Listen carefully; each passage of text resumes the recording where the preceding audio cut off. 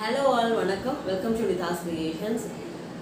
இந்த மாதிரி உட்கார்ந்து பேசி அதாவது உங்க கூட வந்துட்டு டைரக்டா கனெக்ட் பண்ற மாதிரி இருக்கு எனக்கு. நான் வந்து ஆல்ரெடி ஷூட் பண்றேன், பட் இருந்தாலும் உங்க கூட வந்துட்டு டைரக்டா கனெக்ட் பண்ற மாதிரி இருக்கு எனக்கு. நல்லா ஹாப்பியா இருக்கு இந்த மாதிரி பேசும்போது. கண்டிப்பா அடிக்கடி நம்ம இந்த மாதிரி பேசலாம். லைவ்மே நிறைய பேர் வந்துட்டு லைவ் பண்ண சொல்லியிருந்தீங்க. லைவ் வந்துட்டு நான் கண்டிப்பா ஷேர் போடுறேன், ஓகேவா? ஏன்னா லைவ்ல நம்ம வந்துட்டு சும்மா உட்காந்து பேச முடியாது, சும்மா சிட் ஷேட் பண்ணலாம், பட் ரொம்ப நேரம் வந்து பேச முடியாதுல்ல. ஒரு டாபிக் வச்சு நம்ம வந்துட்டு கண்டிப்பா லைவ் பண்ணலாம். நான் வந்து மோஸ்ட்லி யூனிவர்ஸ் பத்தி உங்களுக்கு ஷேர் பண்ணலாம் அப்படின்ற மாதிரி இருக்கேன். நான் இப்போ Q&A வீடியோ போடுறதுக்குமே காரணம் யூனிவர்ஸ் தான். ஏன்னா நிறைய பேர் யூனிவர்ஸ் பத்தி தான் கேட்டுட்டு இருந்தீங்க. அந்த சின்ன சின்ன விஷயங்கள், சின்ன நான் எதிர்பார்க்காத விஷயங்கள்லாம் நிறைய பேர் கேட்டிருந்தீங்க. என்னன்னு சொல்லிட்டு உங்களுக்கு ஷேர் பண்றேன்.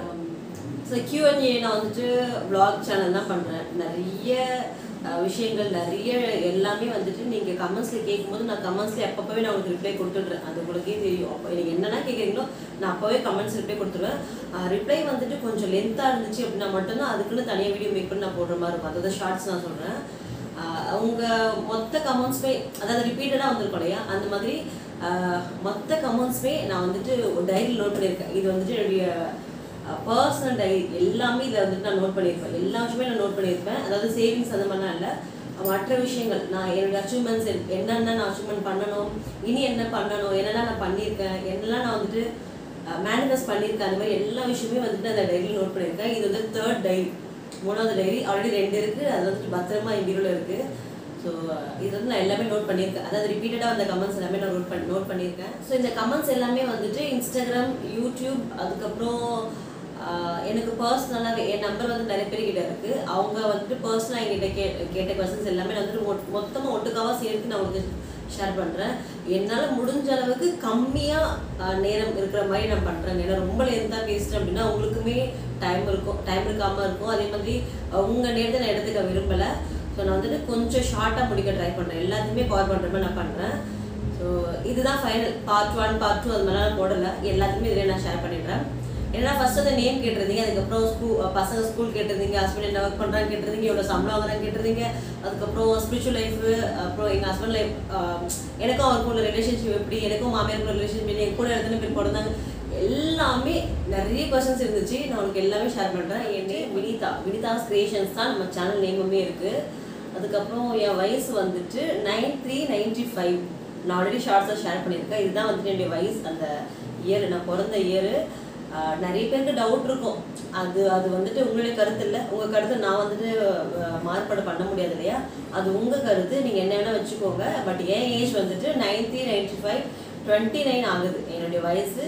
நிறைய பேர் வந்துட்டு நிறைய சொல்லலாம், அது வந்துட்டு உங்களுடைய கருத்து, நான் வந்து தலையிட விரும்பல, அது உங்கள் கருத்து, நீங்களே வச்சுக்கோங்க.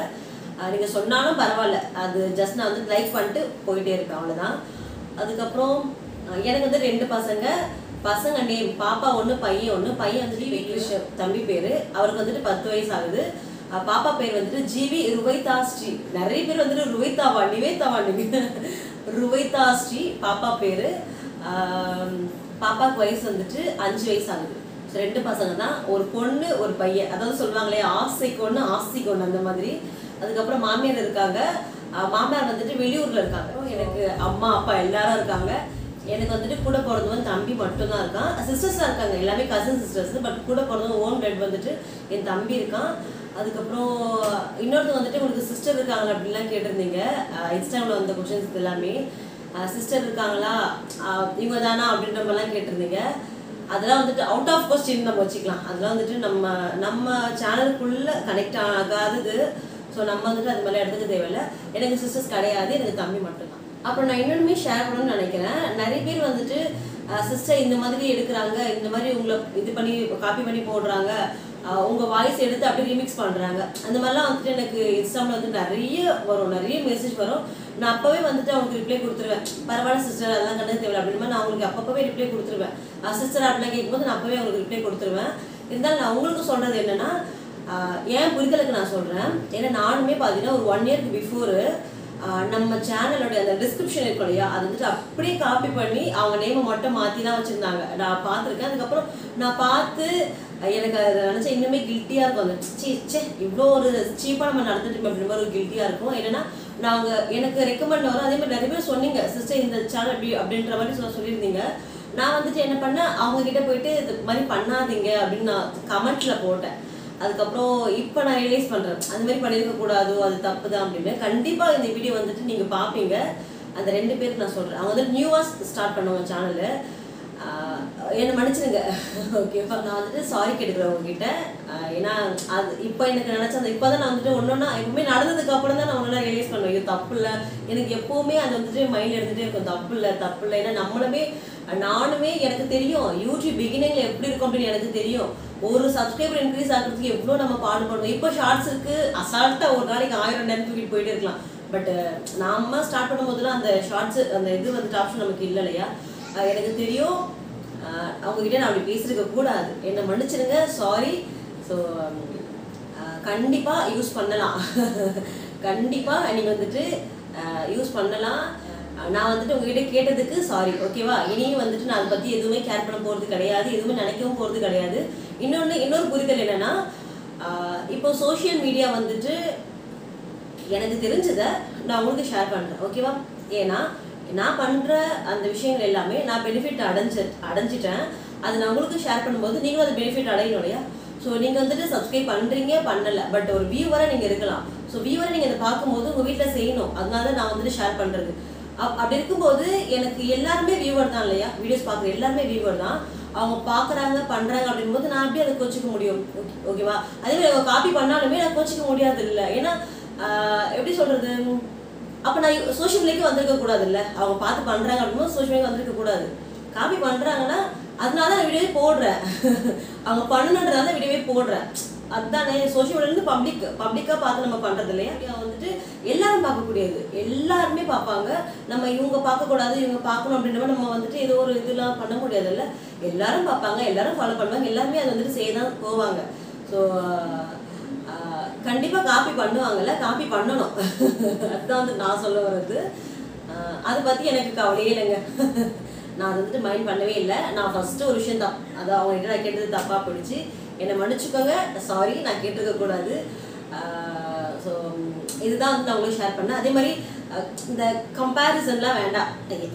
அவங்கவுங்க விருப்பம் என்ன வேணால் பண்ணிட்டு போகிறாங்க. அவங்கவுங்க இது வந்துட்டு நம்ம அப்படியே எடுத்துகிட்டு போவோமே, கம்பேர் பண்ணுறத வேணாம். ஏன்னா எல்லாருக்குள்ளேயுமே ஒரு ஹார்ட் ஒர்க்கு, நம்ம என்ன தான் அதை பற்றி பேசினாலுமே அவங்க போடுற எஃபர்ட்னு ஒன்று இருக்குல்ல, அவங்க அந்த விஷயத்துக்கு எவ்வளோ எஃபர்ட் போட்டிருப்பாங்கல்ல. ஸோ நம்ம வந்துட்டு அவங்க எஃபர்ட்டை எதுவும் சொல்ல வேணாமே, அவங்க எது வேணால் பண்ணிட்டு போட்டோம். நம்ம வந்துட்டு எதுவும் கேர் பண்ண தேவையில்லை. நம்ம என்ன போடுறோமோ நம்ம என்ன பண்ணுறோமோ அதை வந்துட்டு அதில் மட்டும் இந்த குதிரைக்குள்ள ஒரு மாதிரி எங்கேயோ திரும்பக்கூடாது சொல்லிட்டு இப்படி கட்டிட்டு இருப்பாங்களே, ஒரு மாதிரி இங்கே வைப்பாங்க, பேர் தெரியல, எனக்கு தெரிஞ்ச கமெண்ட்னு சொல்லுங்கள். அதை மட்டும் நம்ம நோக்கி நம்ம வழி என்னவோ நம்ம எதுக்காக வந்திருக்கோம் அதை மட்டும் நம்ம பார்த்துட்டு போயிட்டே இருக்கலாம் ஓகேவா. இவங்க போடுவாங்க அவங்க போடுவாங்க அப்படின்னு சொல்லிட்டு நான் அதை பற்றி நினச்சிட்டே இருந்தேன்னா நான் ஃபஸ்ட்டு சோஷியல் மீடியாவுக்கு வந்திருக்க கூடாது. வந்துட்டேன்னா காப்பி பண்ண தான் செய்வாங்க, நான் அதை அக்செப்ட் பண்ணி தான் ஆகணும். அந்த மாதிரி ஒரு புரிதல் எனக்கு இருக்குங்க எப்பவுமே. வியூஸ் போதும் போகலை, ஒரு 100 வியூஸ் கூட போகட்டுமே, பட் அந்த வீடியோவில் உங்களுக்கு ஏதாச்சும் ஒரு விஷயமாச்சு யூஸ்ஃபுல்லாக இருக்கணும். எனக்கு அதுதான் வந்துட்டு வேணும். எனக்கு எப்படி சொல்கிறது, யூடியூப்னால தான் வரணும் அப்படிலாம் இல்லை. ஏன்னா ஓரளவுக்கு இல்லை, நிறையவே கடவுள், யூனிவர்ஸு, சிவபெருமான் எல்லாமே கொடுத்து வச்சுருக்காங்க. ஸோ எல்லாமே நல்லா தான் போயிட்டுருக்கு. எனக்கு என்னென்னா நம்மளால் பொருள் உதவியோ இல்லை பண உதவியோ தான் அவங்களால நான் பண்ண முடியாது. பட் இந்த மாதிரி ஒரு அட்வைஸராக நான் இருக்கலாம் இல்லையா, ஒரு மோட்டிவேட் பண்ணுறது மாதிரி இருக்கலாம் இல்லையா. ஏன்னா நம்ம என் டைமை நான் உங்களுக்கு ஒதுக்குறதுமே ஒரு விதமான ஒரு ஹெல்ப் பண்ணுற மாதிரி தான். ஸோ நான் பண்ணுற வீடியோஸ் வந்துட்டு கண்டிப்பாக ஒரு சின்ன விஷயமாவது உங்களுக்கு யூஸ்ஃபுல்லாக இருக்கும்னு நான் நினைக்கிறேன், நம்புகிறேன், கண்டிப்பாக இருக்கும். ஸோ அது மட்டும்தான் நான் வந்து திங்க் பண்ணுவேங்க. மற்றபடி எதுவுமே நான் வந்து திங்க் பண்ணிக்க மாட்டேன். அதே மாதிரி நிறைய இதெல்லாம் பண்ணி நீங்கள் வந்துட்டு நீங்கள் புரியுது, நீங்கள் உங்களுடைய பாசம் எனக்கு புரியுது சிஸ்டர், நீங்கள் பண்ணுறதை வந்துட்டு எனக்கு புரியுது, உங்கள் பாசம் புரியுது. ஆனால் அது நம்ம கண்டுக்க தேவையில்லை ஓகேவா. நம்ம வந்துட்டு நம்ம வழியில் என்னவோ நம்ம அதை பார்த்துட்டு போயிட்டே இருப்போம். இது சோஷியல் மீடியா, ஸோ எப்படி வேணா இருப்பாங்க, நம்ம எல்லாத்தையும் அக்செப்ட் பண்ணிக்கலாம் ஓகேவா. நிறைய நேரம் பேசுகிறேன் நினைக்கிறேன், நம்ம கண்டென்ட்குள்ளே போயிடுவோம். ஸோ நேமு, அப்புறம் ஹஸ்பண்ட் நேம் வந்துட்டு கோபிநாத். அவங்க வந்துட்டு ஃபார்மா ஃபீல்டில் இருக்காங்க, மெடிசன்ஸ் அந்த மாதிரி ஃபீல்டில் வந்துட்டு அவங்க இருக்காங்க. அவங்க வேலைக்கே போக மாட்டாங்களா அப்படின்லாம் கேட்டிருந்தீங்க. வேலைக்கு போவாங்க. 7 டேஸ்னால் சண்டே வந்துட்டு ஆப்வியஸாக லீவ் தான். ஸோ வீக்லி 6 டேஸில் வந்துட்டு அவங்க 5 டேஸ் வேலைக்கு போவாங்க, இல்லை 5 டேஸ் வீட்டில் இருப்பாங்க, 2 டேஸ் அந்த மாதிரி கொஞ்சம் ஆல்டர்னேட்டிவ் வந்துட்டு அவங்க பண்ணிகிட்டே இருப்பாங்க.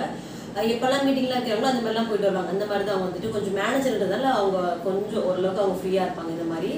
அதுக்கப்புறம் என்ன 8th வரைக்குமே சிஎஸ்சி ராயப்பேட்டை அங்கே படிச்சிருந்தேன். 9th 10th வந்துட்டு மோனகன் படித்தேன். மோனகன் ஸ்கூலில் படித்தேன். இங்கே எல்லாமே சென்னைக்குள்ள தான் படித்தேன். எங்கேயுமே வெளியூர்லாம் போய் படிக்கல. அதுக்கப்புறம் 11th 12th வந்துட்டு மெரினா பீச் கிட்ட லேடி வெலிங்டன் ஸ்கூல் இருக்குது, அங்கே நான் படித்தது. ஸோ இதான் வந்து ஸ்கூலிங் முடிச்சது. அப்புறம் காலேஜ் வந்துட்டு எத்ராஜ் காலேஜ் எக்மோரில் இருக்குது, அங்கே நான் படித்தது காலேஜ். பிஎட் முடிச்சிருக்கேன் நான். அப்புறம் எம்பிஏவும் பண்ண நடுவில் அந்த பிஏ முடிச்சுட்டு எம்பிஏ பண்ணேன். எம்பிஏ அந்த கேப் வந்துட்டு செகண்ட் இயரில் டிஸ்கண்டினியூ யூனிவர்சிட்டி இருக்கு இல்லையா, அங்கே தான் நான் வந்துட்டு எம்பிஏ ஹெச்ஆர் பண்ணிட்டு இருந்தேன்.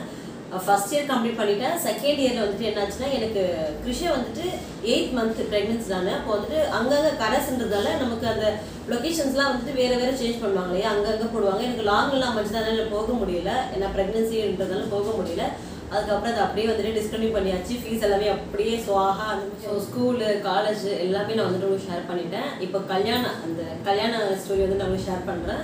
அது என்னென்னா கல்யாணம் வந்துட்டு 2014 எனக்கு ஆச்சு. அப்போ நான் வந்துட்டு செகண்ட் இயர் படிச்சுட்ருக்கேன்.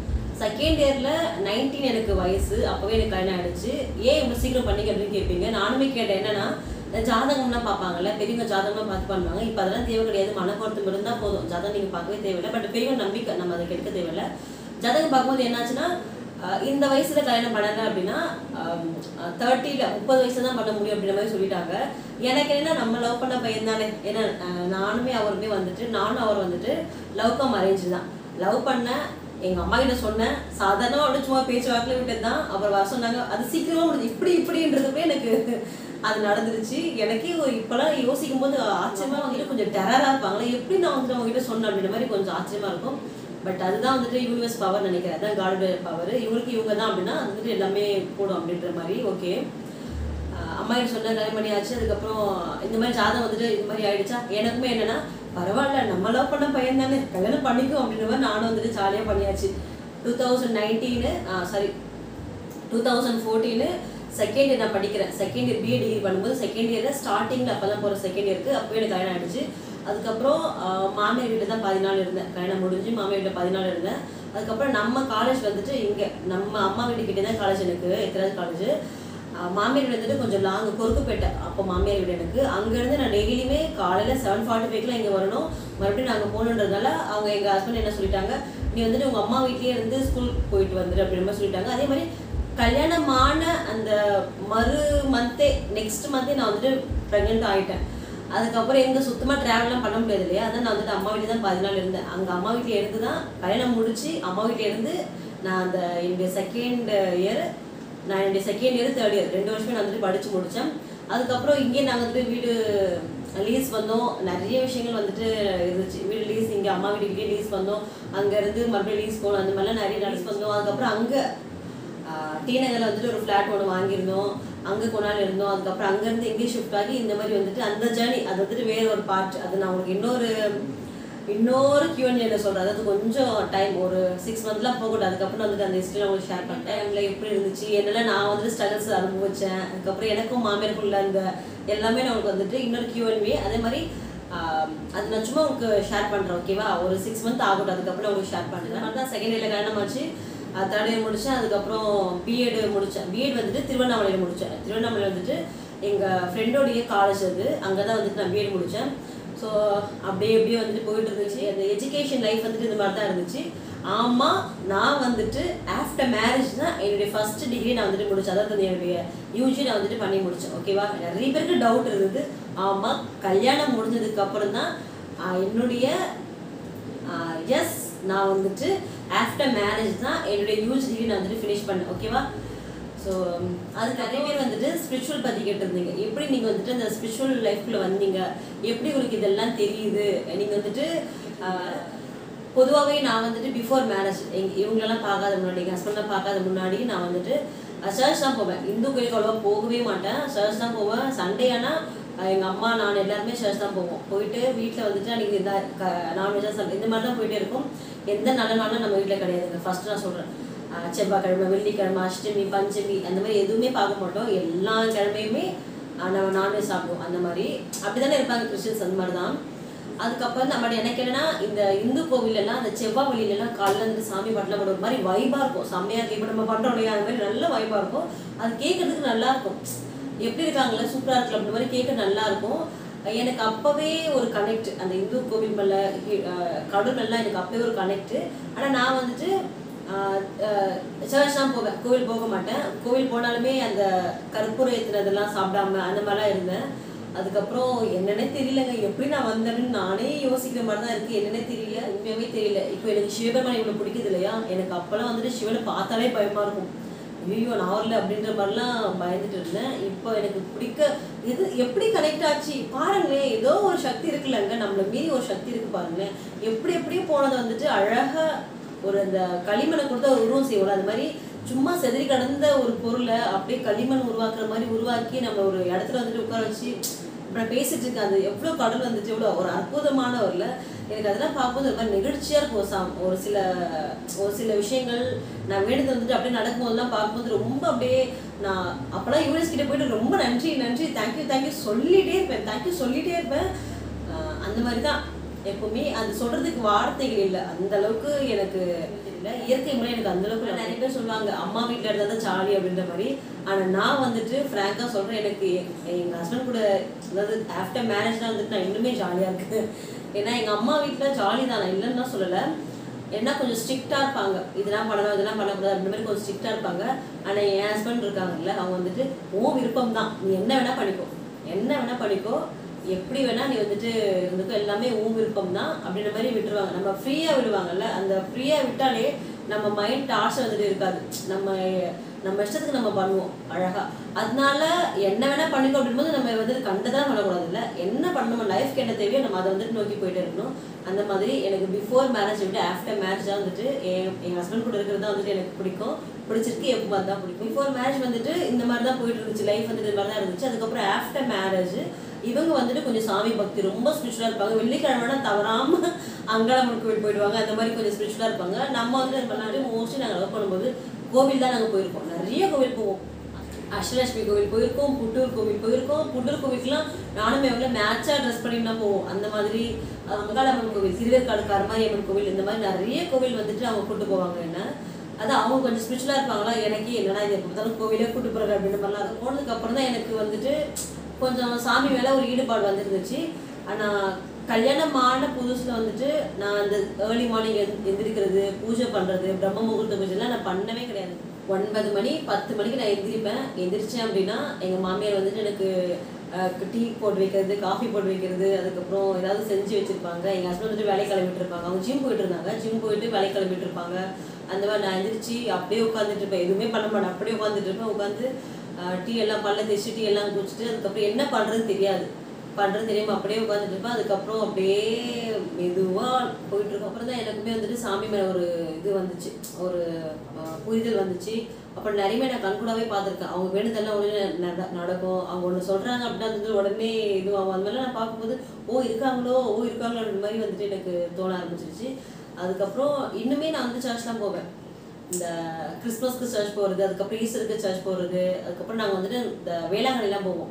8ஆம் மாதம் லாஸ்ட்டில் 31ஆம் தேதி வந்துட்டு நடைப்பயணம் போவோம், நாங்கள் நடைப்பயணம் போவோம். அது எனக்கு வந்துட்டு எல்லாமே ஒன்று தான் அப்படின்னு புரிஞ்சிருச்சு. அதான் நான் எல்லாத்தையும் கும்பிடுறேன். பேசிக் சிம்பிள் எல்லாமே ஒன்று தான், நான் அதை புரிஞ்சுக்கிட்டேன். அதனால் நான் வந்துட்டு எல்லா சாமியும் கும்பிடுறேன். ஓகேவா? அது வந்துட்டு உங்களுடைய விருப்பம் தான். ஆனால் நீங்கள் கும்பிடுற எல்லாருமே ஒரே தெய்வம் தான், ஒரே கடவுள் தான், ஒரே இறைவன் தான். ஸோ இதுவே ரொம்ப லென்த்தாக போயிருக்குன்னு நினைக்கிறேன். நான் இதோட ஸ்டாப் பண்ணிக்கிறேன். கண்டிப்பாக நான் வந்துட்டு உங்களுக்கு எக்ஸ்ட்ரா வந்துட்டு இன்னும் லைஃப் இதெல்லாம் வந்துட்டு லா ஆஃப் அட்ராக்ஷனில் கண்டிப்பாக நான் உங்களுக்கு ஷேர் பண்ணுறேன். நிறைய விஷயங்கள் மிராக்கிள்ஸ் எல்லாமே நான் உங்களுக்கு போக போக வீடியோ ஷேர் பண்ணுறேன். இந்த மாதிரி உட்காந்து நம்ம பேசுவோம். கண்டிப்பாக இந்த வீடியோ உங்களுக்கு பிடிக்கும்னு நினைக்கிறேன். மறக்காமல் வீடியோ வந்துட்டு லைக் பண்ணிவிட்டு சேனலை மறக்காமல் சப்ஸ்கிரைப் பண்ணிக்கோங்க. இவ்வளோ தூரம் இந்த வீடியோவை பொறுமையாக பார்த்தமைக்கு ரொம்ப நன்றிகள். தேங்க்யூ. தேங்க்ஸ் ஃபார் வாட்சிங். பாய்.